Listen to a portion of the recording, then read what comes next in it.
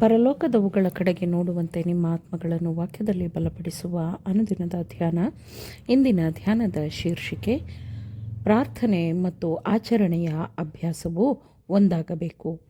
ಈ ದಿನದ ಸತ್ಯವೇದದ ವಾಕ್ಯ, ನಾನು ದ್ರಾಕ್ಷೆ ಬಳ್ಳಿ, ನೀವು ಕೊಂಬೆಗಳು.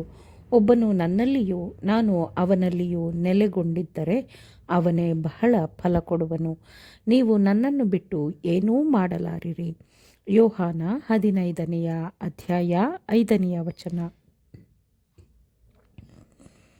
ದೇವರ ಜ್ಞಾನದ ಅಶೋಧ್ಯವಾದ ನಿಧಿಯನ್ನು ಅರ್ಥ ಮಾಡಿಕೊಳ್ಳಲು ಮಾನವ ಕಾರ್ಯಭಾರಿಗಳ ಮುಂದೆ ಅದ್ಭುತವಾದ ಅವಕಾಶಗಳು ತೆರೆದುಕೊಂಡಿವೆ. ದೈವ ಬಲಕ್ಕಿಂತ ಯಾವ ಕಡಿಮೆ ಬಲವೂ ಇದನ್ನು ಸಾಧಿಸಲು ಸಾಧ್ಯವಾಗದ ಈ ಕೆಲಸವು ಪರಿಪೂರ್ಣವಾಗಬೇಕಾದರೆ ಮಾನವ ಕಾರ್ಯಭಾರಿಗಳ ಸಹಕಾರವು ಅಗತ್ಯವಾಗಿದೆ. ಆಗ ದೇವರ ಮಗನ ಜೀವನವು ಹೇಗೆ ದೇವರೊಂದಿಗೆ ಬೆರೆತು ಹೋಗಿತ್ತೋ ಹಾಗೆಯೇ ಮಾನವರು ಮತ್ತು ದೈವಿಕ ಸಂಬಂಧವು ಬೆರೆತುಕೊಂಡಿರುತ್ತದೆ. ಕೃಪೆಯನ್ನು ಸ್ವೀಕರಿಸಿರುವ ಪ್ರಾಮಾಣಿಕ ಕ್ರೈಸ್ತನು ತನ್ನ ಯಶಸ್ಸು ಸಂಪೂರ್ಣವಾಗಿ ಕ್ರಿಸ್ತನ ಮೇಲೆ ಅವಲಂಬಿತವಾಗಿರುತ್ತದೆ ಎಂದು ಭಾವಿಸುತ್ತಾನೆ. ಇಲ್ಲಿ ತಾನೇ ದೈವಬಲದ ಮೂಲವಿದೆ. ಅವನು ತನ್ನ ಅರ್ಹತೆಯ ಮೂಲಕ ಆದ ಯಾವ ಕೆಲಸವನ್ನೂ ಪರಿಗಣಿಸುವುದಿಲ್ಲ, ತನ್ನದೆಂದು ಹೇಳುವುದಿಲ್ಲ.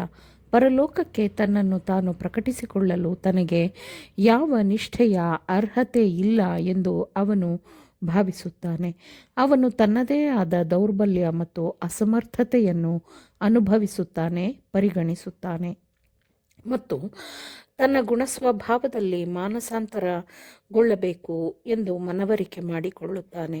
ಅವನ ಸ್ವಾರ್ಥತ್ಯಾಗ ಮತ್ತು ತನ್ನ ಪಾಪಗಳ ಮೇಲೆ ತನಗಿರುವ ಅಸಹ್ಯ ಭಾವನೆಯು ಇವೆರಡೂ ಅವನ ಆತ್ಮವು ಕ್ರಿಸ್ತನನ್ನು ನೋಡಿದೆ ಎಂಬುದನ್ನು ಪ್ರಕಟಪಡಿಸುತ್ತದೆ.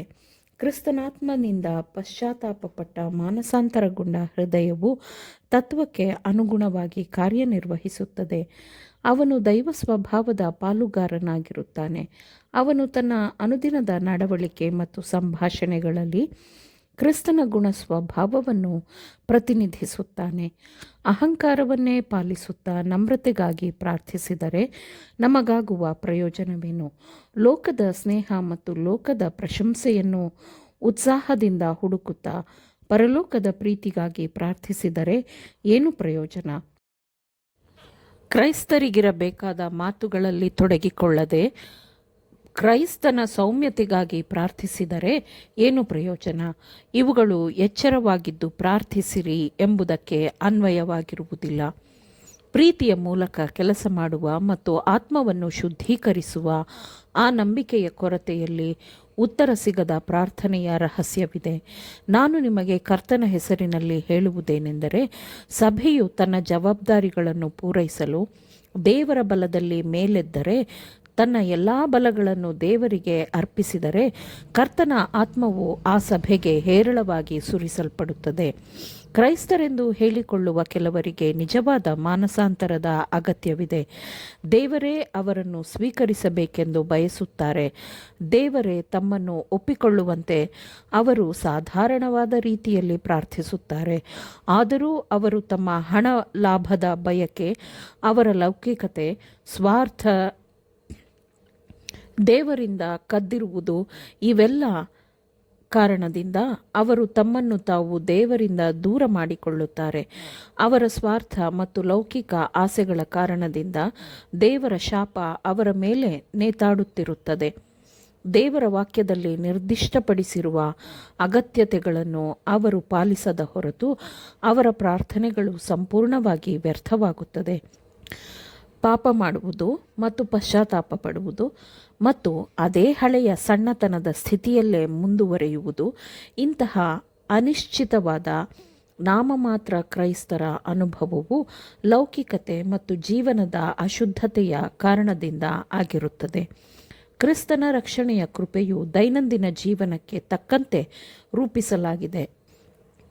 ಮನುಷ್ಯರು ತಮ್ಮ ಪಾಪದಲ್ಲೇ ಇದ್ದರೂ ಅವರನ್ನು ರಕ್ಷಿಸಲು ಕ್ರಿಸ್ತನು ಬಂದಿಲ್ಲ. ಆದರೆ ಅವರನ್ನು ಪಾಪದಿಂದ ರಕ್ಷಿಸಲು ಈ ಲೋಕಕ್ಕೆ ಬಂದನು. ಹೃದಯದಲ್ಲಿ ನೆಲೆಸಿರುವ ಸತ್ಯದ ತತ್ವಗಳು ಜೀವನವನ್ನು ಶುದ್ಧಗೊಳಿಸುತ್ತದೆ.